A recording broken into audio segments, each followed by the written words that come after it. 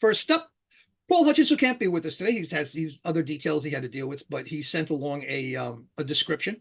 Hi, Stereodoro, in place of Paul. Tell us a bit about today's journey. The photos were taken in 1983 and were originally slides. The color has faded over 40 years.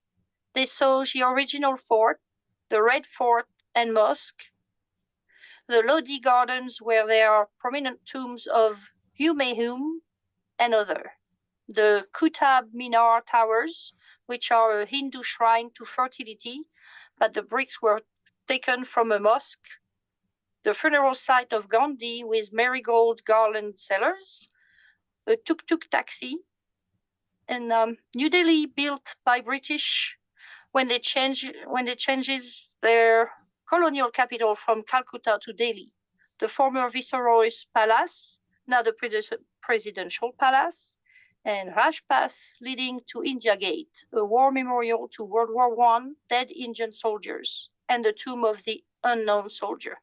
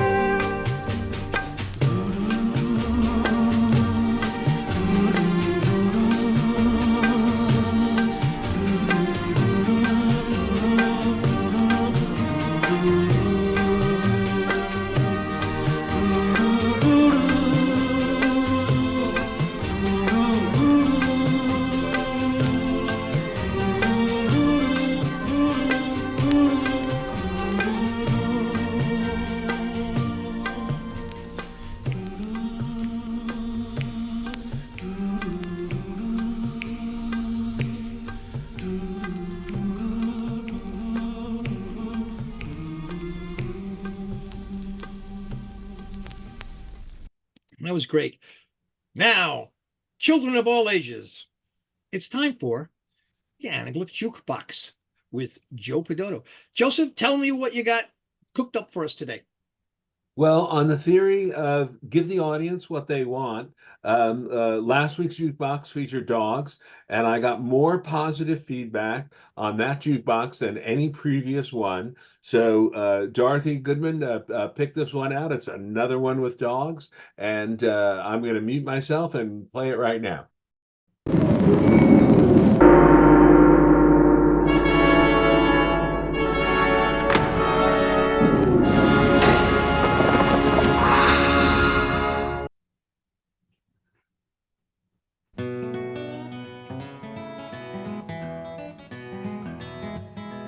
All my life I've been a traveling man.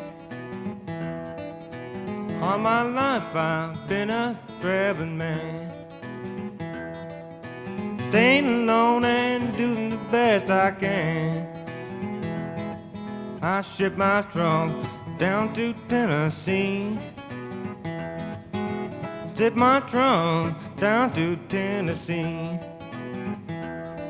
It's hard to tell about a man like me.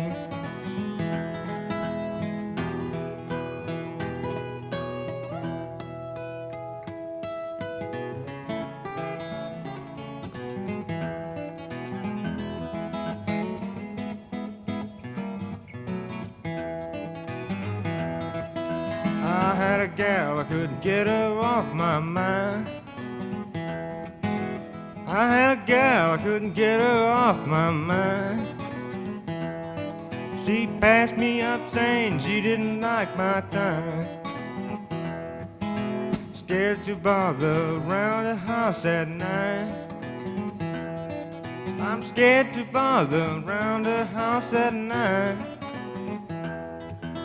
Got a police dog craving for a fight.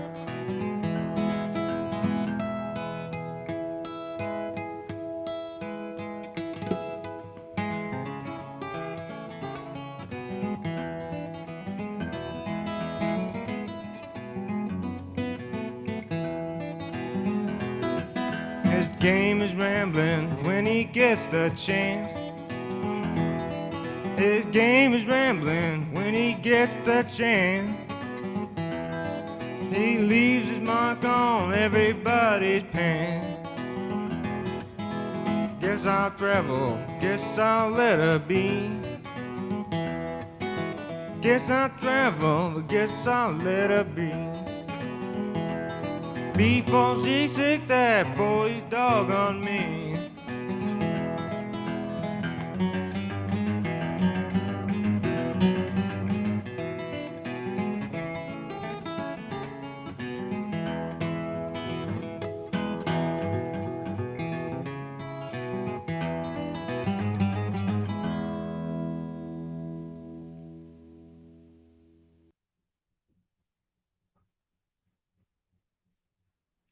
Now, thank you, Joe. Man, you could do those dog ones every week at this. I love what you do. I'm not knocking the other stuff, but man, that is just such fun. They put such a smile on people's faces. It's incredible, man. You know, I wonder why, but not really. They appeal to something in all of us. They make us feel like we're as bad as we are. This week's guest is Steven Pinker. Currently, Steven's work is on display at the Sweet Lorraine Gallery in Brooklyn. Hey, and local people, let's plan a NYSA meeting there, a trip there within the next 2 weeks. I've spoken to them, and they're game for that. So email me, anyone interested, email me at info@3dnsa.org. Better to put it in the info one. You could say, Joe, you can send it to me at JOHN, but it'll be better if you do that because I get a ton of emails and I might get stuck down there. And I will set it up, as I said.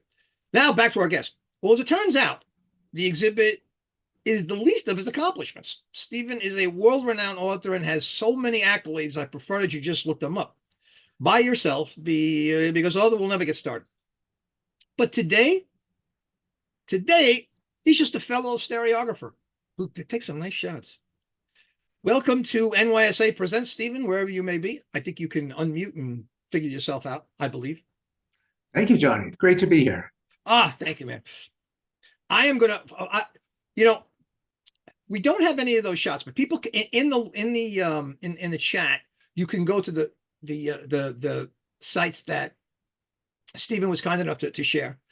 And now let me talk to you about those. I don't have one up, but the wedding shots, they are so great. What got you? I know you're appreciative. When you see those, you're going to love them, everybody. Just work your way through this, but don't do it now because we got Steven on. What started your enjoyment of stereography? What got you into stereography?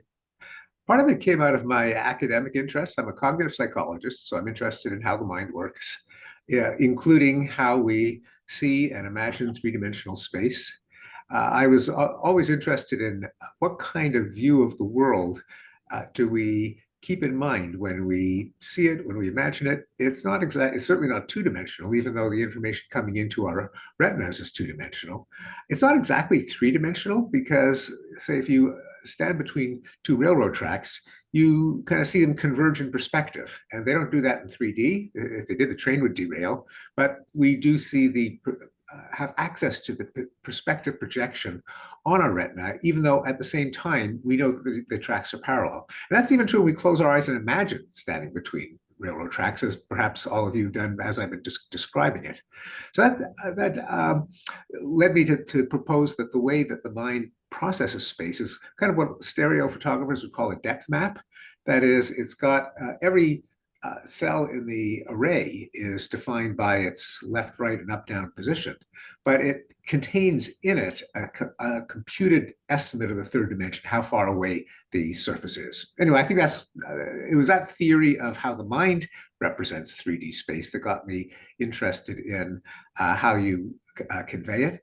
Probably the turning point was one day when I was walking in Harvard Square, passed by the Harvard Coop, the campus bookstore, and there was a poster in the early 90s of those magic eye autostereograms, just the squiggly lines that if you look through them, they will suddenly pop into depth. I'm sure you've all played with them.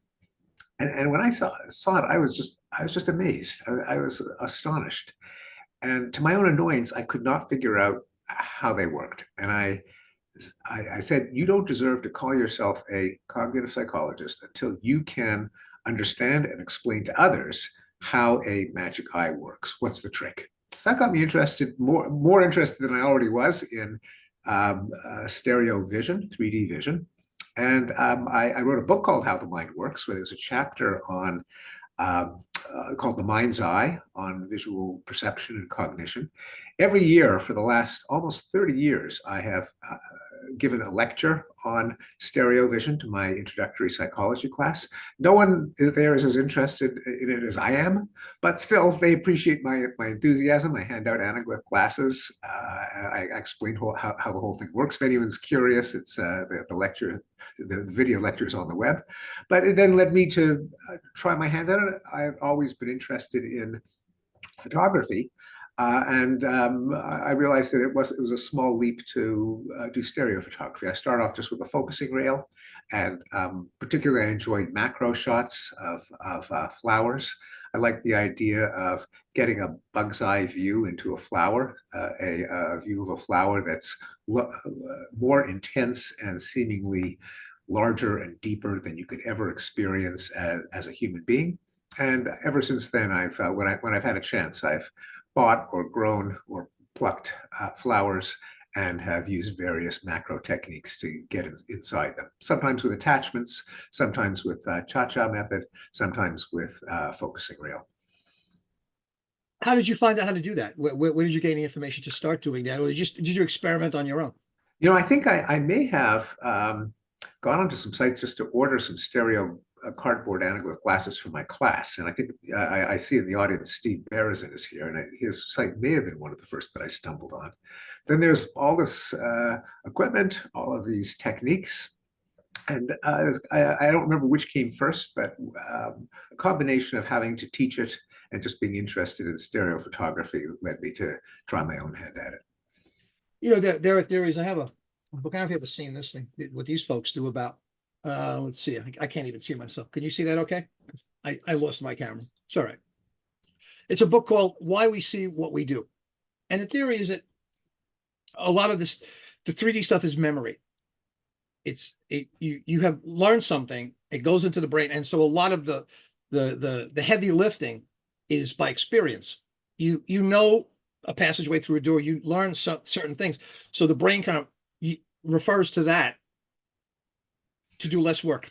And I'm talking to a brain person, so you could tell me what you think about it. Well, that was a question, poorly phrased. Yeah, no, I get it. No, I mean, there's some of that, but on the other hand, I think what is fascinating about stereo vision is it often doesn't depend on memory for particular experiences. And that's why those magic eye autostereograms work. You have no idea what's going to pop into view. It just squiggles. If you look through it in the right way, then all of a sudden you're seeing dinosaurs or teddy bears or sailboats or windows. And you have no memory of seeing it. You have nothing that cues you in except the sheer computational power of the brain in figuring out all of those disparities. That is, a squiggle in the left eye that finds its counterpart in the right eye multiplied by thousands. The brain does the trigonometry, and we can see something we had no reason to expect was there, including some of those wild and wacky Japanese magic eye stereograms, where all kinds of whimsical things, monsters and freakish shots pop out. And for me, what makes stereo so interesting is that it is such a powerful ability of the brain that you don't have to fall back on anything you remember. You can be surprised. So maybe it's a combination of both those things. In other words, the first big computational effort by the brain to figure these things out, and then the brain decides, store that so we don't have to do it for next time. We don't have to work as hard. Yeah, well, the brain, you definitely have to learn to tune your stereo vision, because your genome can't know how far apart your eyeballs are, and which of course changes as you grow. And there has to be a tuning of cells in the brain that get inputs from the two eyes, which is why kids who have strabismus, where the same detail in the world doesn't get to a part of any cell in the brain that combines images from the two eyes, they'll often be stereo blind for life. It seems to be like a critical period in brain development, where if the connections aren't there and you don't learn to use them till you're about 4 years old, then you never get to learn later in life, a critical period. But once it's set up, it's kind of content neutral. You can see anything, including, and you can be surprised. Before the autostereograms, there were random dot stereograms invented by Bela Ules, one of the giants in the study of stereo vision, who surprised everyone by showing that you could see something in stereo that neither eyeball could see. That is, if you give confetti to the left eye, you give confetti to the right eye, you can use anaglyphs or side by side, whatever technique you want. But there could be an image that is only defined by the stereoscopic binocular parallax, stereoscopic disparity. So he called it he called it cyclopean vision. That is something that the hypothetical third eye, like the monster in the Odyssey, could see, but that neither eye by itself could see. Again, it's a reminder of just how powerful stereo vision is. You don't even have to recognize what you see in your left eye or your right eye. Each eye could just see confetti, but the difference between the two images can give you a sense of shape. When you started to take these, because initially you enjoyed your parents' 3D wedding and other things, I'm sure, in 3D. So what surprised you most when you started shooting, recording your own 3D things and getting your own images? What surprised you? Well, I had fun with hyper stereo, and some of my shots have fun with that. That is, especially with the macro shots of flowers, it sticks out and is extended in the third dimension more than anything you could ever see in real life, because I deliberately took it from two vantage points that were separated even farther apart than our eyes, than that 6.5 centimeters, just to deliberately give you an experience you could never have in real life. Also, it was a way to probe my own intuitions as to how far apart two images in the two eyes could be, and with the brain still able to fuse them into a single 3D image. At a certain point, as everyone in this virtual room knows, the brain gives up and says, "Nah, those are two images. I just can't fuse them." And then sometimes you get rivalry, where one will fade in and the other one will fade out. I use that in class too as a demo. Also, I guess another thing that surprised me, it shouldn't have, knowing what I know about perception, is when I learned about how to respect the stereo window. That is, in stereo photography, you don't want the window to cut off an object. It's okay if you have a flower kind of sticking through the window, but you don't want the edge of the window to correspond to any boundary of a 3D object. And I had to think about why that's almost kind of a rule in stereo photography. It distinguishes the newbies from the mavens. And one of them is that there's in ordinary perception, just when we walk around the world, there are all these different sources of information coming in. And again, I don't have to tell people in this room, stereo isn't the only way that we perceive death. You close one eye and you don't walk into walls. I think there was a wide receiver for the Jets who had no stereo vision. And we do it through motion parallax, convergence, texture, perspective, and occlusion, all the other clues. And generally they all give you the same image of the world. They're all consistent, but when they're not, it can be kind of disconcerting, and the brain has to decide which of the cues to take seriously, to feed into your conscious perception, and which ones it pretends as if it's not there. And again, all of you who've seen images in pseudo stereo, when you accidentally flip the left and right images, know that you see the cutouts, but it's not as if you're actually seeing what the geometry would dictate, namely a perfect front to back reversal of the world. Your brain just doesn't let you do that, because the stereo cues conflict with all the other depth cues, such as knowing that a face sticks out is convex and not concave. And there, Johnny, there's an example of how memory really does affect perception.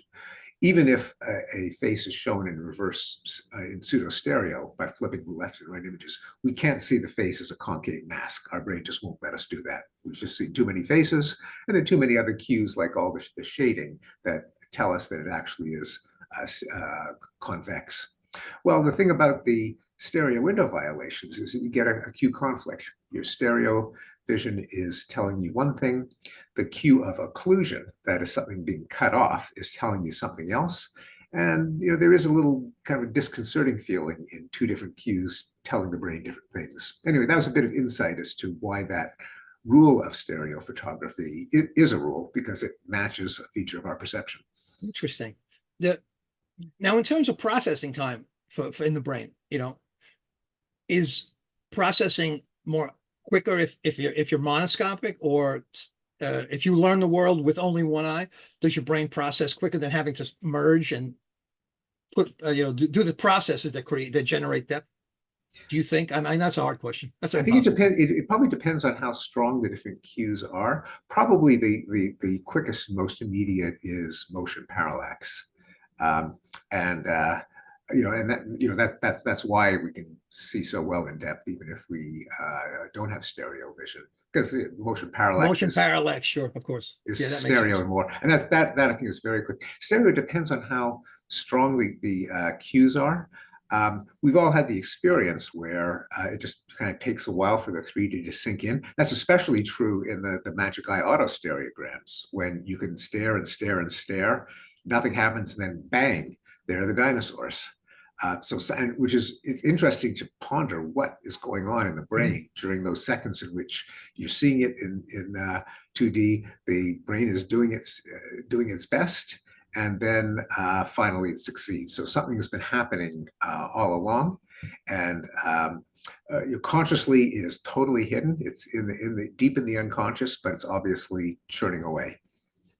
Now, why do you think, on a side note, why do you think, like Euclid and in Da Vinci, they understood, depth? Why do you think it took till Wheatstone to figure out?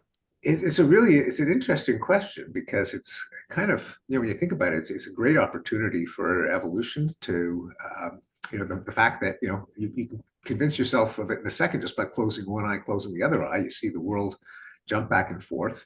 The closer something is, the more it jumps. A little bit of trigonometry can help you figure out, given the distance between the eyes and the angle and the disparity of the two images, the stereo is not that complicated. Why did it take till the 19th century to figure that out? I think partly it's that the other cues to depth are so good that particularly motion, but also perspective, that it didn't occur to people that we needed the information from binocular disparity.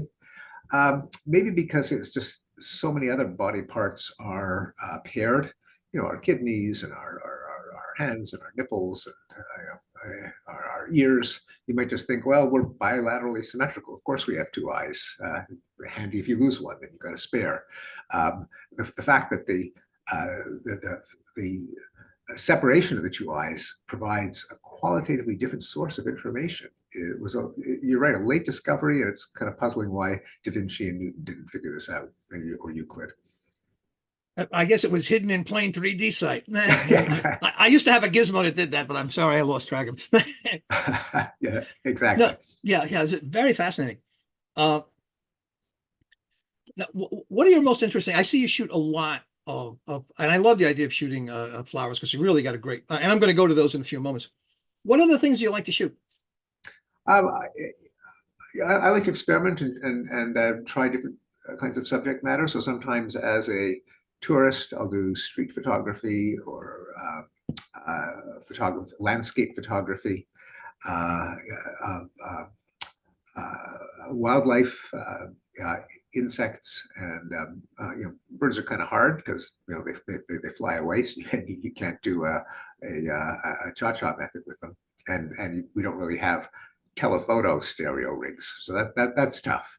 But I do macro of insects, of praying mantises, of green grasshoppers, of beetles on top of flowers. But also when I travel, Buddhas in Thailand or the buildings in New York. So pretty much anything. If I could figure out how to make it work in 3D, you don't want to just you don't want it to be a gimmick. You want it to be kind of a reason, why stereo. And so I always think about that while composing. So when you were back in college and what were the years? When did you actually physically start shooting 3D? Because I maybe missed that at the beginning. When did you actually get a camera and start fussing around with it? Well, I've done photography all my life, but stereo I first did in the 90s just after I wrote How the Mind Works with its chapter on stereo vision. Then I decided to try it. Partly also I'd spent a sabbatical in beautiful Santa Barbara, California, came back to wintry Cambridge, Massachusetts, was kind of desperate to find something to shoot. I didn't have the mountains or the bird life. And so I started with flowers on my tabletop. And the first camera that you were shooting with, what were you shooting with?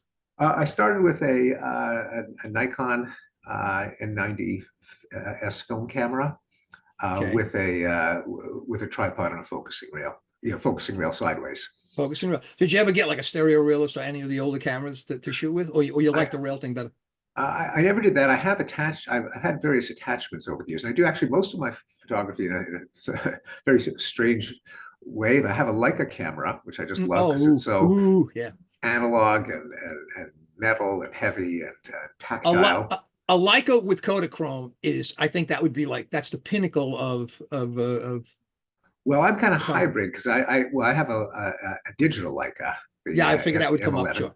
But I did get on eBay a number of years ago a stereo lens that Leica made for a few years in the 50s. Wow. Zeiss has had their own rival version, but it's a lens assembly with two side-by-side lenses. Plus, you could use a mirror attachment called a beam splitter, although it doesn't really split the beam, but everyone knows it as a beam splitter. Yep. These kind of googly eye things that you can attach to the lens, and it gives you half frame side by side on a single full frame digital image. That's my favorite because you don't have to do the two-step. You can take things like bugs that move or when clouds move, they don't spuriously pop out. You sacrifice half the frame for each image, but if it's 60 megapixels to begin with, you've still got a lot of pixels left. So that's the one that I use most often. Well, last question on equipment. So if you shot in the early 90s, you had to be shooting on film, right? Yes, on Velvia. Velvia, and you were mounting yourself and no, what I did was I had there was a viewer, I don't even know if it's still sold, but there were rectangular plastic frames. I may have gotten them from Steve Berezin, I don't remember, in the 90s, where you could put just two regular cardboard 36 by 24 slides side by side, and there was a viewer. You had to hold it up to the light, but it was quite a vivid experience. Then I had them digitized, and then I just placed them side by side with the help of Stereo Photomaker Pro. That's interesting. So now I saw you, I think one shot I saw you holding you have a Fuji, right? W3? I also, and I just got that just a couple of weeks ago. Yeah. Oh, look at you, boy! You're a Yeah. little late to the party on that one, but good. But I we're like glad I to like have you. I like collecting stuff, so Yeah. I'm a bit of a gadget guy. Well, welcome to the You're in the right spot. Let me tell you that, pal. Very interesting. You know, I'm going to bring in another person we had from. I'm going to show you your images. I want to go through those and just chat a little bit about that. Anyway. So yeah, that's a close up of hibiscus stamen, and it is for me anyway. It's popping up very nicely and without any ghosting, which is nice. Of course, you lose, as we all know, you lose a lot of the color, and this is a pretty intense kind of mauvey pink. But yeah, this is a this was done on the focusing rail. So now, two did you light this? Is it outside, or did you light no, it? this particular shot, the sun just poured in through the window, and so I took advantage of that. Yeah, a nice iris. I think I bought that at the supermarket. There, the color, actually, the color's not too bad considering that what the Anaglyph does. Now, did you must have edited this because it's so dark in the background, right? How is this one done? I had a black cardboard in the background, and this one I did light. During the Zoom, during the pandemic, of course, a lot of us had to set up little studios, especially, I had to do that to teach my classes. And so I bought some big softbox lights and used them for my lectures, and co-opted it for the macro photography.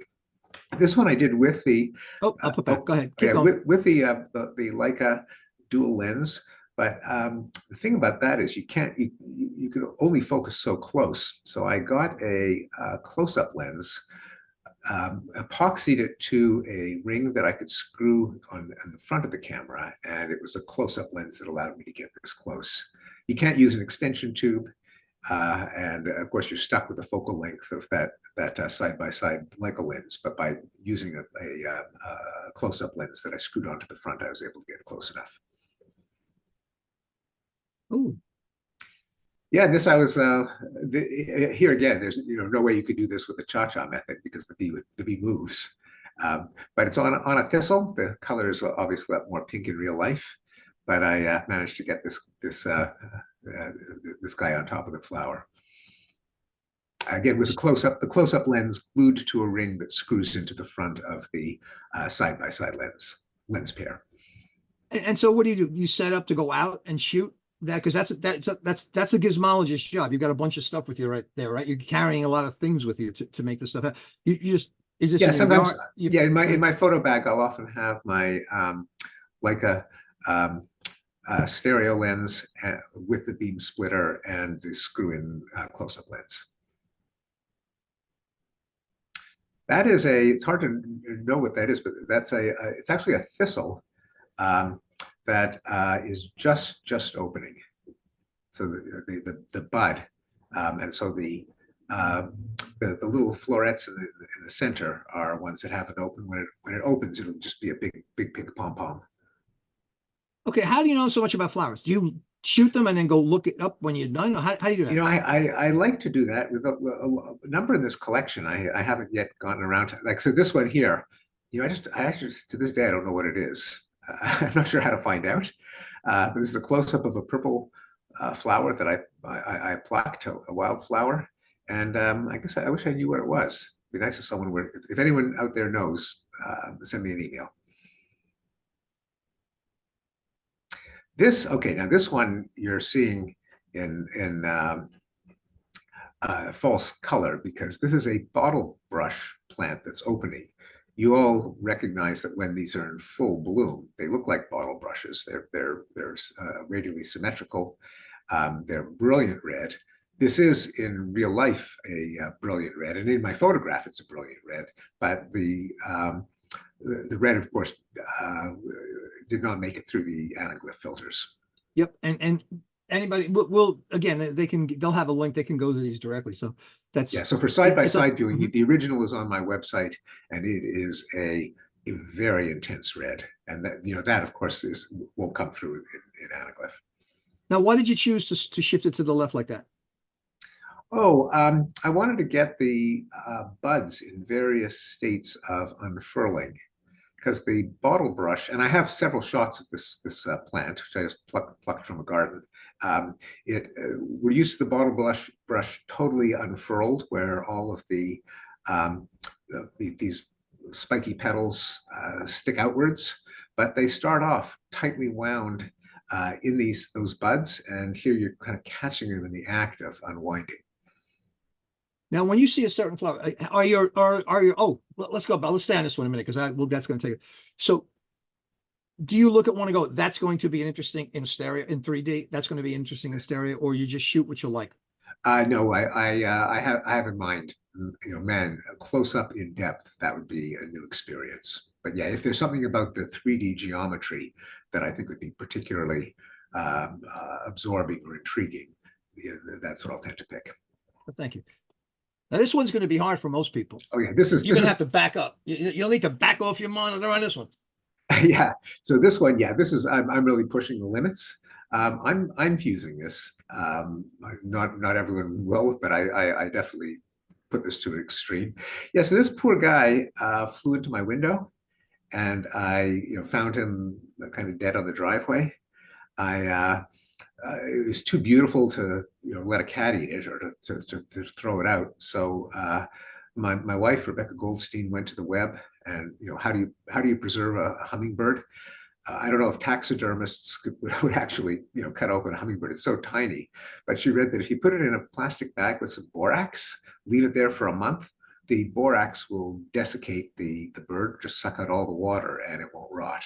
So that's what I did with this, and then I kind of held them up with an alligator clip, and I confess I photoshopped out the alligator clip. That didn't look good. Hey, this guy was immortalized by taking a shortcut. Yes, right. But he's lacking his eyeballs. Oh, and at the show, someone told me, an artist told me you can buy glass bird eyeballs that they sell them on Amazon. At the time, I didn't know that, so he's got kind of feathery eye sockets because that part didn't survive the embalmment. Which brings us into animal stereoscopic, but we're not going to go into that path because that's not our subject for today. But boy, that's another thought. I guess his stereo vision was a little off. Yeah. Unfortunately, yes. Well, yeah, right. What can you do? Yeah, and iris, and actually, the colors not so bad in Anaglyph. And you lit this too, right? This isn't because I see you got the black board right there.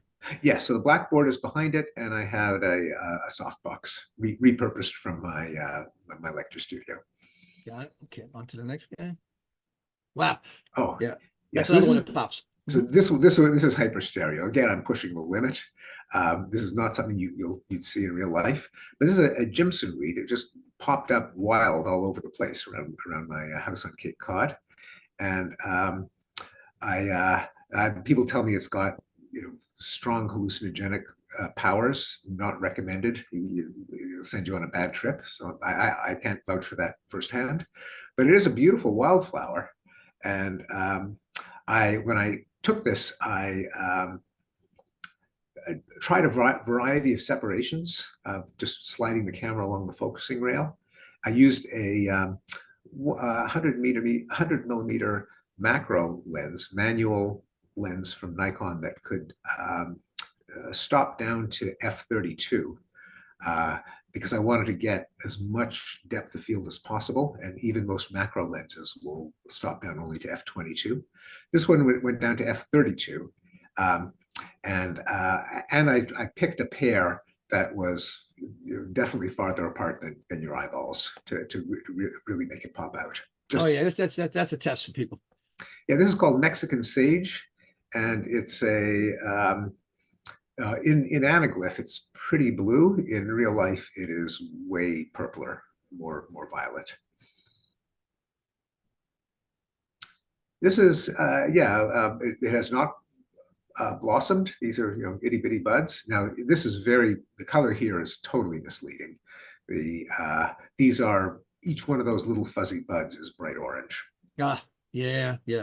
Well, such as likewise, this inverted lily is quite a brilliant red. in real life. So again, if you're curious, it's on, and you've got a side-by-side viewer, or if you're good at free fusion, then it's on my website.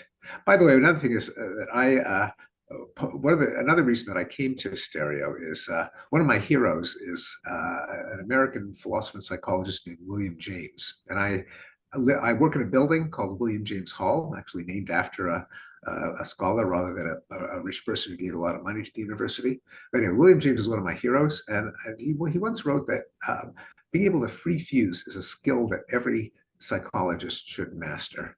And so when I read that, I decided I just have to be able to learn how to do it, and so I learned how to free fuse parallel. I can't do it, but I can't do it crossed.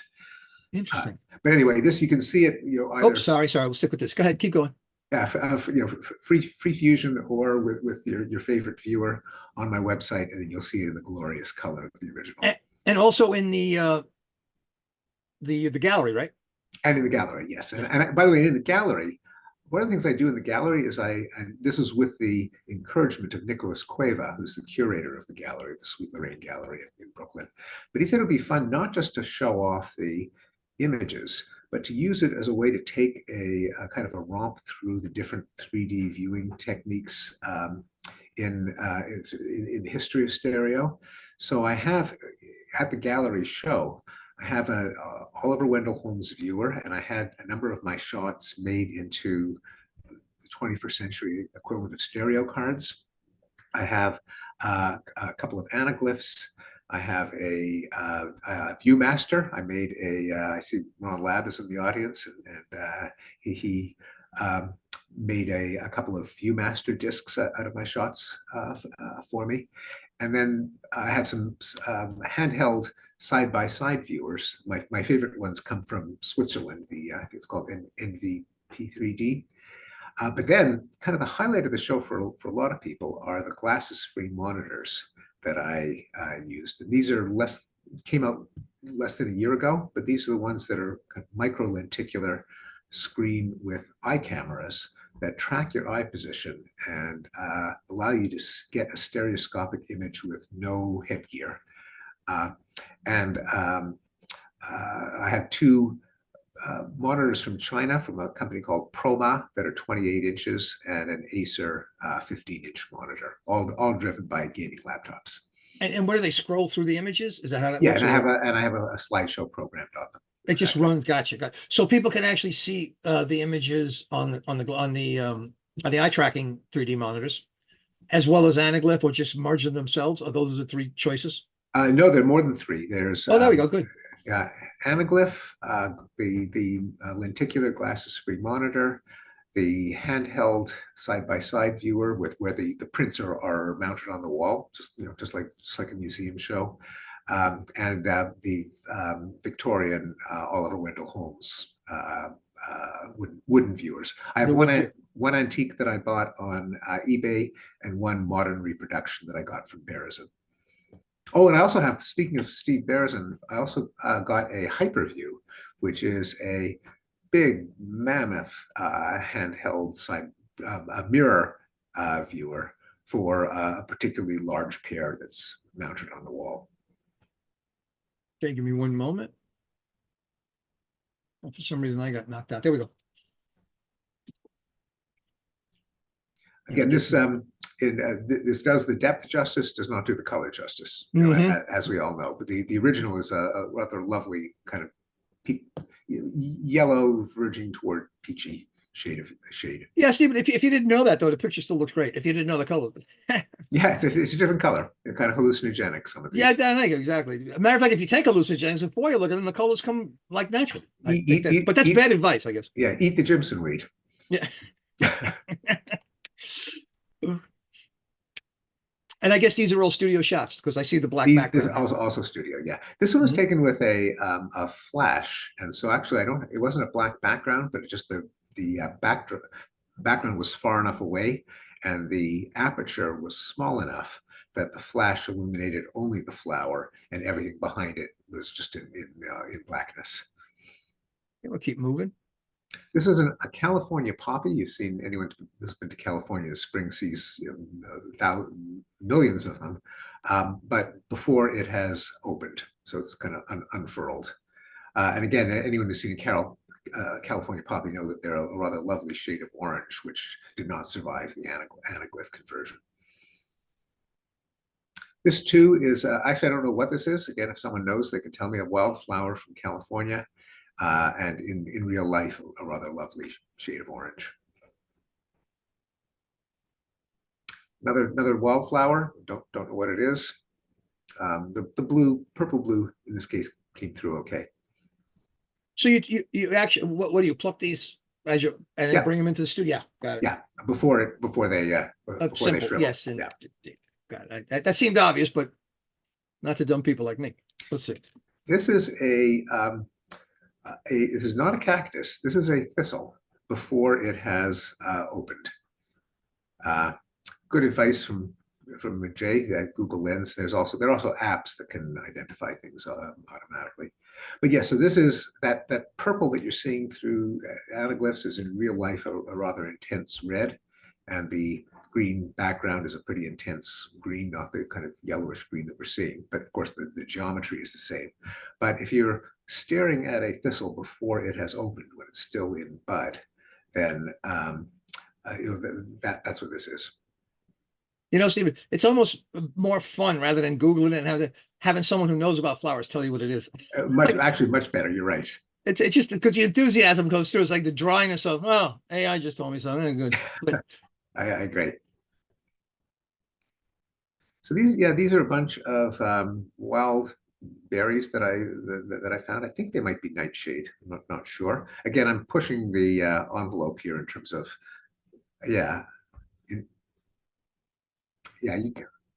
I'm not sure everyone confused this for at least in anaglyph. No problem for me fusing. It sticks out beyond the frame, and as you can imagine, in real life, these are a pretty intense red.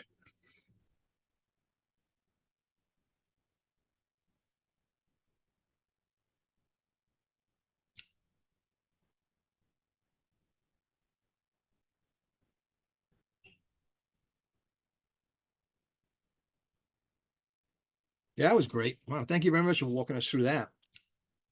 I had another question. I forgot it. I should have wrote it down while those pictures were going by. But you know, we have someone. We have a guest from last week, if you don't mind. Are you around, Melissa, my dear? I'm here. Oh, there we go. Hello there. Thank you for Hi. taking the time and chiming in. Hi, Melissa. Oh yeah.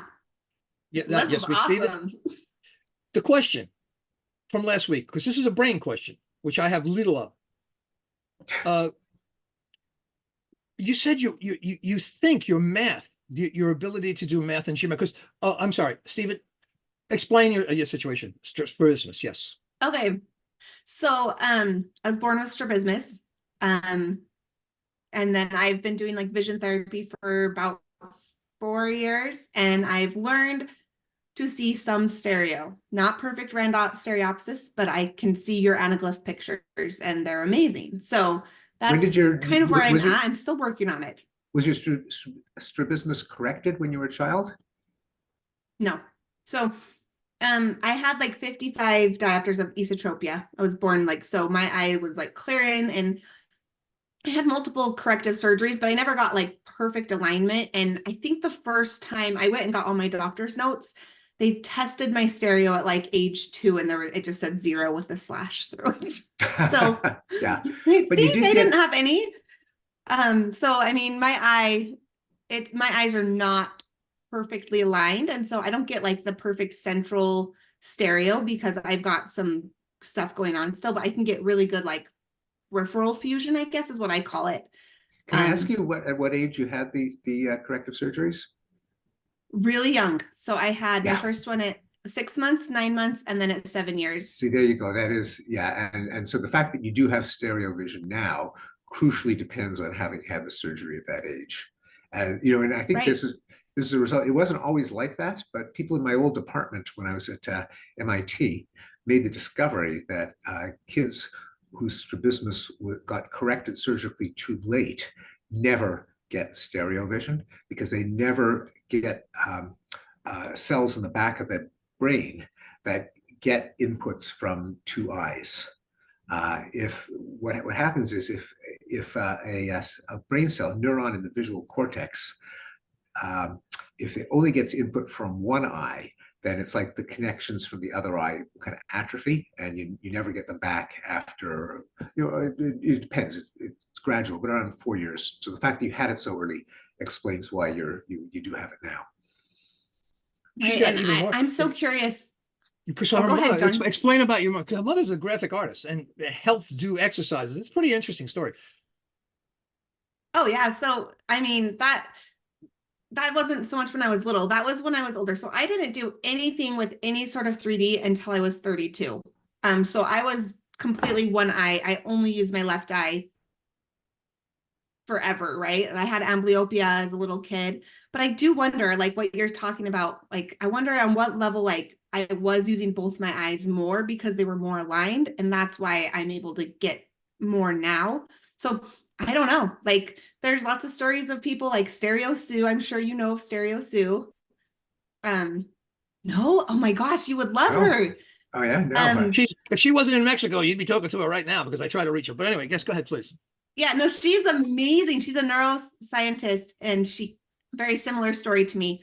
No, like she had the strabismus surgeries early on, but her eyes were never perfectly aligned. And then as an adult, and she does have like the perfect Randot stereopsis now, which is what we all, but she did vision therapy later in life. I think she was age 47. And so she kind of fights against that, the neuroplasticity and all of that. And so has written some really interesting books. Her latest is so good. It's between her and Oliver Sacks. It's all of their letters to one another about as she was gaining 3D vision and as he was losing 3D vision. And it's very, I mean, especially to me, it's interesting. Okay, when you mention Oliver Sacks, I have to bring up an anecdote that he himself was fascinated by stereo vision. And after he read How the Mind Works, he had made a reproduction of Brewster's monograph and sent it to me as a present, a really sweet thing to do because of our shared interest in stereo vision. So if the people out there don't know that, we probably all do know it, but Oliver Sacks was a huge fan of stereo vision. You know what I was most interested in Melissa, when you explained, it really caught my attention about how your proficiency in math, because remember you mentioned that you had the 6th grade reading and you're a very smart person, and please explain that, because I think that'll be a great interest to Stephen. It's interesting to me. It's so crazy. So I mean, I was always smart, like verbally, but when it came to like reading text or reading music, my eyes were kind of fighting against each other. So I was very slow at those things. I'd have to memorize music to play the piano, and like reading, I was a very slow reader, but I was very good at math and science, and I was explaining to these guys that when I was born, my brain didn't develop vision the easy way. I had to do a workaround, right? I had to use the motion parallax. I had to use all these other cues to really fill in in the cracks for my depth perception, and so I got really good at figuring out another way. And so I said, when I did geometry and everyone cried about the proofs, I loved them. And I'd always find a different way than everyone else. And it would drive my college professors crazy when I would get the proof in half the steps, but in a different way than the normal way. Like my brain just like thinks of things differently. And I always am doing the workarounds. I'm really good at workarounds and all the things. So I always say it's because I've been doing workarounds since I was born so that I could see. Do you do illustration? No, I mean, my mom's an artist, so I definitely grew up drawing, and I won a contest in like 3rd grade. And I look back at it and it's just the classroom, but I drew it. It was like 3D, right? It was a big, what was it even? I don't remember what it was called, but like a big closet, but it was like a wardrobe kind of. And I drew it with like in perspective, and it made, right. And it made perfect sense to me because that's how I viewed it, right? Like I can put a 2D world onto 2D paper a lot easier because I don't have to muddle through. Well, yeah, 3D vision is actually an impediment to drawing in the sense that you don't actually see the projection of the world onto a 2D surface. You can't see, you look up at the corner of a room, for example, and you see it as 90 degrees, but it actually isn't 90 degrees on your retina, and you can't draw it at 90 degrees on a piece of paper. Otherwise, it wouldn't be in proper perspective. And it's very hard to, for most of us, to unsee in 3D, which is what you have to do for realistic illustration. So I can imagine that someone without stereo vision might even have a little bit of a head start in realistic illustration. Absolutely. I've heard the same thing, and I always wonder about that. I think, that's why I won that prize, that art prize. I've gone back and looked and thought that was kind of funny. Possible, yes. You brought something up so interesting, Stephen. So up till now, I thought just through just people telling it, rumor, shall we say, great to learn things through rumor. It's always very efficient. That by 12, you said 4 or 5. That by 12 is where kind of the end of your ability to see 3D if you don't see it at that point. Because you said younger, right? I had thought to fix it. In other words, to fix it. Yeah.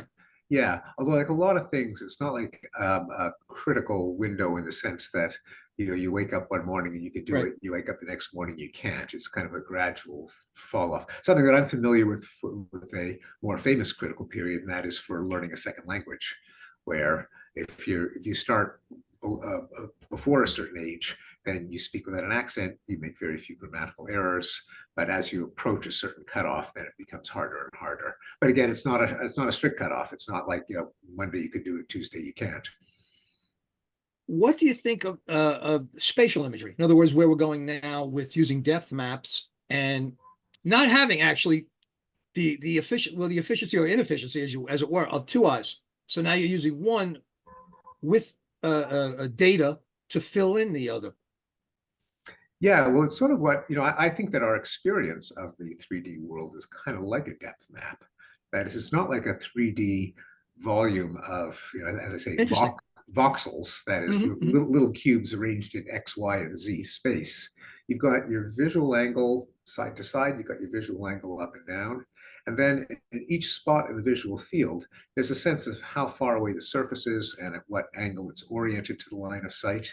But the third dimension, it's computed, but it isn't just given by the medium itself, the way the left, right, and up, down dimensions are. So the term that I use, the name of my show is 2.5D. That's a term that I stole from artificial intelligence of about 40 years ago. There's a brilliant neuroscientist named David Marr, who was the leading AI researcher in his day, died of leukemia in his early 30s, and we lost a great mind. But he proposed that an intermediate stage of vision in between the two-dimensional retinal image and an in-depth understanding of 3D solids was what he called a 2.5D sketch or 2.5D representation. And it's similar to what stereo photographers would call a depth map. Anyway, I took that as the name of the show. Great. I always wonder where the terminology depth map even came from, but that's very so. Is the AI stuff kind of doing the way of shooting with a single camera? Is it doing some of the heavy lifting that the brain normally would have done? Is that what you're kind of? No, it's really just really a substitute for the fact that we have 2 eyes, but if you have only one camera, then you've got to simulate the 2 vantage points. Okay, so it's just a mechanical efficiency of the device. Is that what you're saying? Well, just a way. To do with the brain. No, that's right. Except in replicating the experience of stereo vision and this is, of course, was the challenge going all the way back to Wheatstone, which is if there really is such a thing as stereoscopic vision, which, as we've spoken about, was kind of a late discovery, but how do you prove it? You can't prove it by the fact that when people open their eyes, they see a 3-dimensional world because there are all these other cues. And of course, having 2 eyes makes everything sharper just because you've got twice as much information coming in. So the fact that the world looks more vivid when you have your eyes open doesn't prove that we see in stereo. The crucial thing is, can you make a stereoscopic illusion, which is to say you have 2 images, each one drawn or photographed from 2 vantage points, solve the technological problem of getting each one into its own eye with in focus and without double vision, and it should pop into a depth that actually isn't in the pictures itself. And the 2 cameras or the twin lens or all the other techniques that all of us are familiar with are just ways of replicating two eyes with your apparatus. Right, because there's still artificial mechanisms, right? Whether you're using depth maps or too flat, because there's still two flat images, right? Right. The On depth film. map is a way to kind of combine the image from combine the information from the two images into kind of the output of stereo vision. Yeah, they're all processes to generate the perception. However, you do it. Well, they're basically all processes of replicating the experience that we all have of these two different vantage points on the world.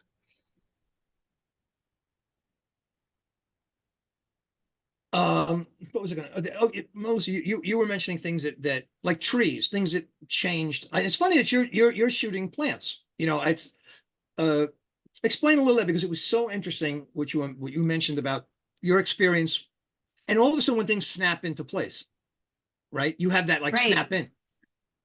I know. So you're talking about like, there's no way to prove it. I'm like, but I've lived it. Like, that's the thing that's so fascinating to me. But it's just my word against the next, right? It's so hard to explain, but trees are my very favorite thing in 3D. Of all the things that have changed and the way I see space, like there's been so many changes with like that, my daily life, but trees, like even a dead tree. I always think it's funny, like, usually people like a beautiful tree in bloom and all that. I'm like, but dead trees, like you can see the space between the branches. So I don't even know, like it just feels like it's coming at me and I can see behind the branches. That's the big thing. Even with some of your images with like the flowers, it's like I was experimenting, trying with one eye, because I always second guess myself. Am I really seeing it, or is it just in my head? Right. It's this constant battle. And so I look and look, and the biggest thing is I can see behind. I know what's happening. It's like, I know it's behind the flower, even though I can't really see it. It's like I can sense it. And it's that same feeling when I look at a tree and look at the branches and the different angles. It's like, oh my gosh, I can see around all these branches, and the branches are round. It's very different. So we were saying, I love flowers. I'm like, oh, I wonder if there's anyone who's really excited about trees and does lots of. I totally see you. And I have taken many pictures of dead trees. For exactly, you put your finger on exactly why they appeal to me as well. And it does bring up, so I like to use them as kind of a way of framing a landscape, and you're right that there's a whole other dimension to the stereo experience, in addition to things popping out in depth. And this is something that Wheatstone pointed out, which is that actually, in addition to the different geometry, the left eye can see things that the right eye can't, and vice versa. So you actually are seeing something with the two eyes that neither eye can see. You're kind of wrapping around the sides. And the easiest way to demonstrate this, you hold up a book in front of you. The right eye is seeing the front cover, and the left eye is seeing the rear cover, and neither eye is seeing what the other one sees. But you combine them, then we have this image, this cyclopean image that neither eye can see on its own. And the dead trees are a wonderful way of capturing that. So I know exactly what you're talking about. I'm glad that I'm not the only one who loves dead trees, because sometimes I think I'm crazy. If I was really quick with a mouse, I would flash up some of my dead tree images, but it would take too long for me to mouse around to find them. I'm gonna have to go like search for books and all the things, because it was very interesting as I was watching your pictures, and I would all of a sudden one would just pop out and be so vivid. And then you'd be like, ooh, not a lot of people are going to be able to see this one. This is I stretched it, that I pushed the boundaries, and I'm like, oh, those are my favorite ones. And the other ones, I'm like, oh, am I really seeing it or am I not seeing it? But on those ones, it was like, no, it's like I can reach out and touch it. And I usually don't get that with red and green. I usually only get that kind of depth with either like a 3D movie and like the active shutter glasses, or with like a vectogram and polarized glasses. So that's something, the way you're doing it is different than other ones that I viewed. So it's pretty amazing. And you mentioned last week about just even feeling behind you. In other words, feeling. Yes, it's my easiest way is to think of it as like a snow globe. And you can look at a snow globe and you can see it all, and it's 3D, and there's depth. But then like when I'm using both eyes, then I'm inside the snow globe. I'm like inside of that and part of it. And so there's stuff happening behind me and in front of me and around me that I can't see, but I know. And it's just like a feeling of knowing where I am and being a part of it instead of just observing it. Oh, Melissa, your experience was anticipated 150 years ago by Oliver Wendell Holmes, who invented that handheld Victorian stereo viewer. But he wrote this wonderful essay that I recommend to everyone out here in the Atlantic Monthly magazine. The magazine still exists. I think he named it. But in it, he just it's beautifully written, and he just is ecstatic about the glories of stereo vision. I'll just read two sentences. The mind feels its way into the very depths of the picture. There is such a frightful amount of detail that we have the same sense of infinite complexity which nature gives us. So that's an excerpt from the Oliver Wendell Holmes essay, which I recommend to everyone in this audience. Just Google Oliver Wendell Holmes Stereo Atlantic Monthly, and it'll pop up. You know, it makes me wonder, Stephen, what are we missing? Because let's face it, you're a pretty smart guy, and you got Sachs, and you got all these guys who, and of course you, Melissa, too. There's something more here. You know, what is it about this that is intriguing you so deeply? What? Because I'm thinking as a second message is somehow you guys are going to find, because okay, we understand how the brain functions, but this between the pleasure and the understanding of what is it that drives you guys into that, to trying to grasp it. You know, like for me, it is for sure. Like it looks amazing, but it's like that feeling. It's like just knowing where I am, like being sure of where things are in space. Like there's something. It's like magic. I don't even know. I'm not brilliant. Okay, no. That was a good answer. Oh, thank you. No, that's my point. Really, that's the point of my badly phrased question. Because there's got to be something else. Go ahead, please. Well, for me, it's a combination of the experience that Melissa described and that Oliver Wendell Holmes described, just the sheer wonder of being able to, as he put it, the mind feels its way into the very depths of the picture, in his words. But for me, as a psychologist, it is a different kind of illusion than the kind that you get in, back of cereal boxes and Cracker Jack prizes, the two lines that are different lengths, but the same length and vice versa. It is an illusion. That is, you're looking at two flat things that pop into depth. And for a psychologist, illusions are great clues into how the perceptual brain operates in ordinary circumstances, because perception works so well that we can't really appreciate how it works as we just walk around the world seeing things and reaching for them and not bumping into them and running and throwing. It's only when you have an illusion, when you see something that isn't there, that the veil is lifted from the actual processes in the brain. And stereoscopic photography or drawing is it's really the ultimate illusion. Wait to answer this. I'm going to ask you both the same question. Melissa, do you dream in 3D? Do you know if you? Nope. You don't know. I don't. I've been working a lot on visualization. I used to just see nothing. When I closed my eyes, it was black, even when I was awake. And so that's something I've really worked on as part of my vision therapy, is being able to see it in my mind. And it's always, I'm working on seeing that in 3D in my mind, but it's not. And so even in a dream, it's just not the same. It's very murky, I will say. Stephen, you're a psychologist. You must have diagnosed many people. Is that something that people can say or can prove? Or That's interesting. I don't think I've ever heard that question before. It's not, I mean, you definitely see in depth in images. Whether it's kind of a stereoscopic depth would be very hard to ascertain, partly because, of course, memory of your dreams shuts down within seconds of awakening.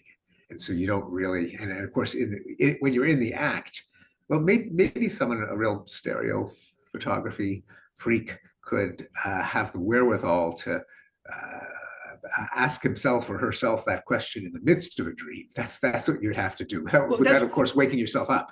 Well, I figured you were around a bunch for research. Well, I guess if you grab something in a dream, you must be seeing it. I don't know. Well, that's right. No, that's right. I think that is right. Whether you're grabbing it with the help of an experience of stereo, as opposed to motion and perspective and so on, it would be much harder to determine. But maybe one of you out there, next time you're dreaming, if you've got the mental wherewithal in the midst of a dream, And you can do it, and you can concentrate in the dream without waking yourself up. It may have to be in one of those what's sometimes called I think it's called the hypnopompic state, where just before awakening, you're in a kind of a lucid dreaming state where you're neither awake nor passively experiencing a dream, but there is some active mind control. So any one of you, when you're in that state, sometimes called hypnopompic imagery, you can try to determine whether it feels like stereoscopic depth. I see, by the way, that there's a yellow hand raised. I don't know. Yeah, we're gonna go to the after party now. Okay. Now, all I would say is this. You see, I tell the young people that I work with, everything, you never want, if you're the smartest guy in the room too much, that ain't good. You want to be the dumbest guy in the room. Because if you're the smartest guy, there's no room to be there. So I feel so good because I am the dumbest guy in this room, and I feel so good. You have done you both are just so good communicators. So what we're going to do is we're going to swing over now to the after party. If you both stick around to ask questions, I'm sure that hand coming up is a sign that other people want to ask questions rather than mine. But you've been great. Man, I thank you both so much. You shed light on things that first of all that I didn't know, and you've made questions. You've planted questions in my head, so I do appreciate that very much. Stand by one moment. We're going to switch over to the after party. Here we go. I have a little thing I got to say, but stick around. Don't go nowhere. Now we change gears and head off to the after party where great minds meet. Please stay connected, and you'll be brought to our after party with our host, Joe Padolo. It's going to be a little bit of a short one today, but I'm sure you got a lot of good questions. Now, you will be allowed to unmute, but here comes the details, okay? But please stay muted unless you have something to say. Although it's very entertaining for us all to share the rattle of your existence, we prefer that you keep that a secret. So don't make us violate your First Amendment rights, all right? So you're not asking a question, drop it down. You got it? Okay, good. So now we're going to go to the after party. Stand by. We're going to run the credits.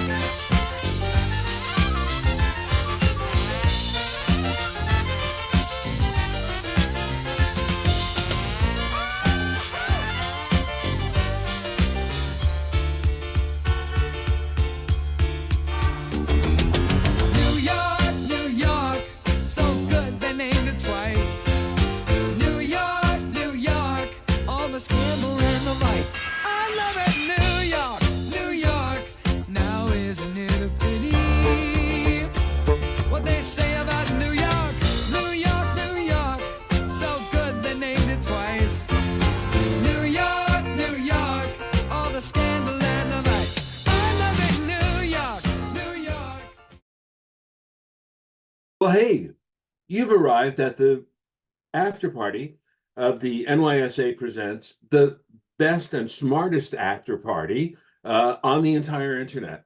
I know we've got some great questions. I see both Boris and Steve, Starosta and Berezin are right in the queue. Boris, you're first on the screen. Please unmute. And fire away. Question for Stephen Pinker. First of all, that was a really fascinating presentation, and I thank you. Very early on in your presentation, you said you prepare, you have like one day, I guess, one lecture that you give to your students about stereoscopic vision. And I thought I caught you remark that you've never had, or I suppose very infrequently, you would have a student take a further interest in it. This has also been my experience. I've been doing stereoscopic photography and outreach on the subject matter for 25 years. And I find it's very, very difficult to get people interested in it. Notwithstanding the fact that we have these occasional waves of popularity of 3D movies, which seem to pass after a time. What do you think is the explanation for the fact that actually this group here, we're in a very small minority? I think probably no more than 10% of the people would have very good stereo vision and would take an interest in it. You know, it's a really good question, and one of the things you have to deal with in stereo, if you're interested in stereo, is why don't the fads last? So, my parents got married in 1953, and their wedding photographer said, hey, do you want me to take some of the pictures in 3D? And they said, yeah, sure. Because it was the thing in the early 50s. With, I don't know what camera he used, but he used Kodachrome in there. It's fantastic. I mean, I can kind of almost reach out and see my parents, years before they had me, as if they were in front of me. And we know about the the early 2000s when everyone was going to get a stereo TV. So partly it might just be that the other cues to depth perception are so good, including motion, that it isn't utterly crucial to have the stereoscopic input. Although, as we all know in this room, it is a qualitatively different experience, and one that gives an enormous pleasure when there's that different kind of depth perception that stereo provides.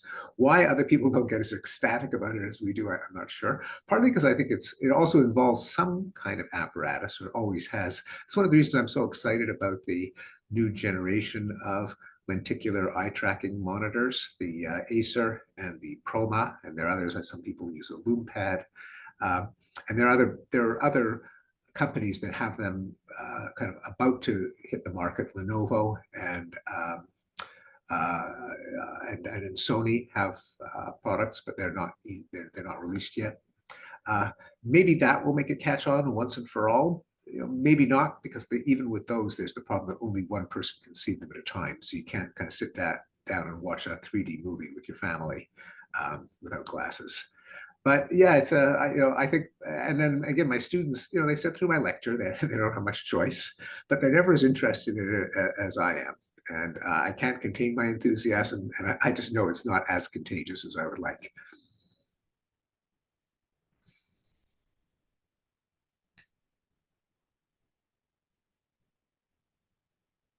Next, I think that was Steve. I think Steve had his hand up. So, can you hear us out there, Stephen? Steve, can you unmute? Oh, okay. Now it's working. Sorry, it wasn't allowing me to unmute. Can you hear me? Yes, you're coming through loud and clear. Yes. Wonderful Great. to have you here. Thank you. Great, Steve. Finally, great to see you after all Yes. these years. But yeah, I'm an old Cambridge person too. I moved out here from Cambridge. Oh, didn't know that. I had a couple questions. Well, one thing I like to talk to, from what Boris was saying, I've always found in my business, at least, I don't try to convince people to like 3D. I try to service people who already like 3D. Because doing the other is pretty tough. But I know when I talk about 3D vision, the first book I always pick up is a trilogy called Seeing in Depth. And I don't know if you're familiar with that.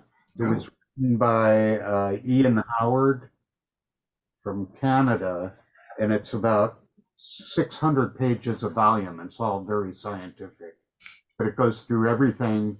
And he has one volume just on depth perception, and the other volumes are on occlusion and other things that affect seeing in depth. And I thought it was interesting. If anybody was interested, I don't know where to get it nowadays, but it's called Seeing in Depth by Ian Howard and Brian Rogers. And I think they're from York University in Toronto and Oxford University.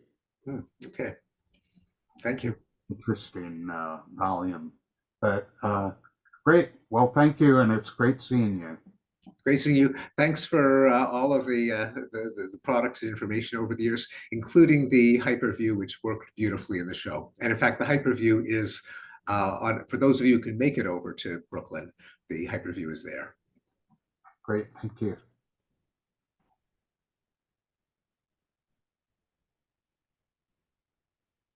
Anyone else here? Boris, do you have further question? Another question? Can we get you unmuted? Thanks. I'm asking you to unmute. I just wanted to add a comment. I have a Hyperview, and I have some of David Lee's large prints. May he rest in peace. The thing that's really remarkable about the Hyperview and large prints is that it allows you to zoom in. So if anybody has a chance to go over and experience this at Steve Pinker's show, they should try and do that. With a regular stereoscope, usually you just get one view and that's it. With the hyperview, it's almost like you can kind of simulate that digitally now using certain software. You can get closer to the print, but the stereo disparities don't increase as you get closer with the hyperview. So it's almost like you can zoom into different parts of the print, depending on the size of the print, of course. And I just wanted to recommend that to people because it's really cool. That's all. Oh, Bob Swart. Bob, you have your hand raised. Would you like to? You're unmuted, I think. Yes, I wanted to. The fact that Anaglyph works means that your brain doesn't need color as well, it needs color, but it can actually separate the two. The fact that Anaglyph works so well, it's quite amazing. I've been doing a lot of stuff just with straight black and white pictures, so there's no problem with Anaglyph having to fudge different colors. But I was thinking, Steve, in your work, is there anything about why Anaglyph works, or what's the difference between seeing stereo with Anaglyph or just other normal ways? Yeah. Well, as you know, as we know, the Anaglyph technology is basically just one way of getting two images, one into each eye, without having to print them side by side. It's a way of superimposing them and just taking advantage of the fact that we have color perception and the fact that color perception can be subtractive when you have those filters to overcome the ever-present technological challenge of getting one image to be seen only by each eye. But you're right that it has nothing to do with color vision, and it does indicate something about the visual system that Oliver Sacks wrote about, which is that there seem to be different maps in the brain for motion, for color. I don't know if depth overlaps motion, but they are separate, and it's as if there's a part of the brain that registers differences in color, another part that registers how things move. And Sacks wrote about cases of brain damage where, following strokes, where a person could have achromatopsia. That is, they could no longer see the accurate colors in the world. It's not literally color blindness, because they could distinguish red from green, but they just couldn't get the subjective sensation of the color of surfaces. Their motion was fine, and it killed their appetite, it killed their sex lives, because human flesh looked like rotting meat, and food wasn't appetizing with the colors drained from them. But the motion was fine. Conversely, there are people reported in the neurological literature, I don't know if Sacks wrote about them, who've lost the sense of motion. That is, they look at a tea pouring out of a spout and it looks like a frozen icicle. Or they stand on a sidewalk and they see a car a block away, and then they see the car in front of them, and they don't see the transition. But they do see it color. So the fact that anaglyphs work probably does tell us that color vision is partly separate from spatial perception. And that we don't need the color information, other than the fact that, of course, the Anaglyph technology exploits color vision to deliver each image to a separate eye, but the color vision itself is more or less independent of stereo. Yeah, I've often been curious about whether somebody who is colorblind can look through Anaglyph, because if the Anaglyph is just giving each eye the left or the right image, and it doesn't, if you're colorblind, would you be able to see it or not? I haven't been able to find. My guess is you probably could, although there might be more ghosting, just because the loss of the cone, that I think it's usually a long wavelength cone, still leaves a difference in intensity, in lightness, that the other two cones can detect.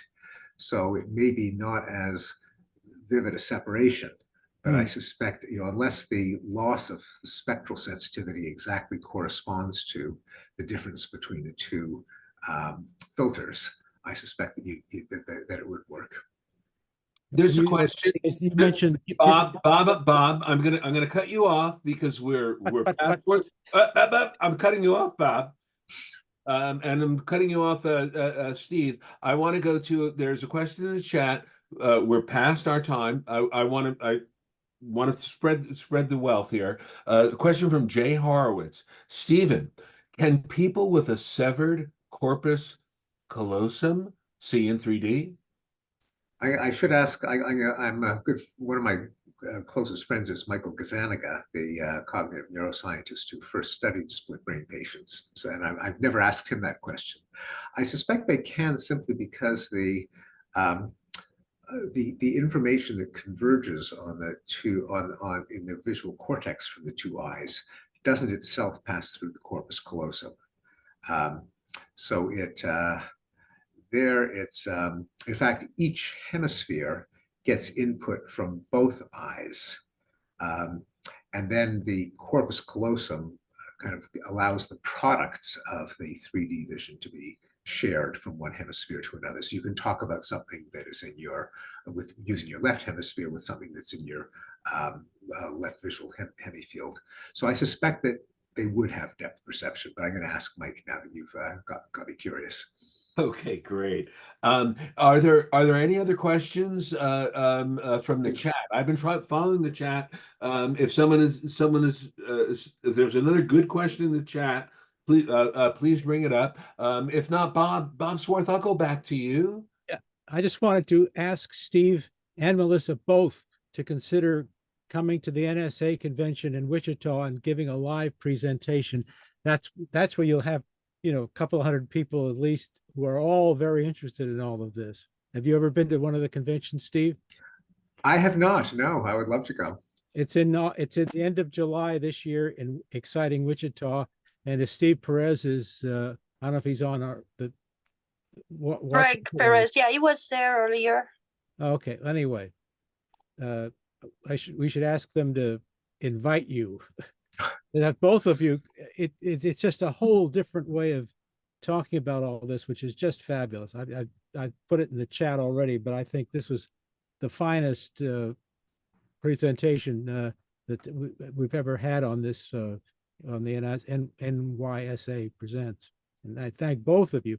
You didn't see last week, Melissa did the whole show, and I was so glad that she stopped by and ended up having this wonderful conversation with you and John and Melissa. It was wonderful. Wow. Well, Bob, I have to agree. I have to agree with you. We are on a streak. Yeah. It's all about perception, and we know. I guess that's the end of the questions because I'm gonna keep moving. We passed our finish time. I think Steve Brother is slapping me or doing something. The hand went up. Are we good, Stephen? I don't want to cut you off. You're great. Okay, I'm only going to ask one more question. This is it. I promise. This is the end. Steve, what do you think is the most promising research being done on understanding the brain? And if there's any. Well, I don't know if it's the most promising, but it's one that is just unavoidable, is the intelligence in large language models like ChatGPT. How is it similar? How is it different than to natural intelligence, what you and I use? In some ways, it's astonishing what this AI is capable of just by being trained with these truly massive data sets, a trillion words. But on the other hand, they make some awfully weird mistakes, hallucinations, blends, which suggest that there's something very different in how they work. Not to mention the fact that a human child does not need to be around for 30 million years, which is the equivalent of how long they'd have to be trained if they were trained like a ChatGPT, and they're plenty smart. So that's one of the key questions that neuroscientists are worrying about these days. Well, I'm going to go let you enjoy your day. You have been so wonderful, and Melissa, thank you for chiming in. Thank you all for showing up. But you really you answered a lot of good questions. But you know what? When you're answering questions properly, you generate more questions. So I don't want to keep it past dinner. You were phenomenal. We're going to rope you back in. Now I know how to reach you. Okay. I'd love to return. Thank you. I'm roping you. And again, thank you very much. I think we could all Bye, everyone. Yeah, thank you so much. Well, Bye. another show has come to an end. I think oh, there we go. Another show's come to an end. And a big thanks to this week's guest, Steven Pinker. Thanks to our amazing crew for making this all possible. Stereo Doro, Jay Kuznets, Jim Hart was not with us this day. He's had personal things. Thank you, Jim. I know you're out there. We're behind you. Joe Pedetto and also Paul Hutchins had a few things going on today, and we're all with you and your family. And of course, you for stopping by to see what you've been missing in 3D. See you again next week. Until then, don't be stingy with your camera. Share your joy, count your blessings. Now we're going to roll the credits. See you guys.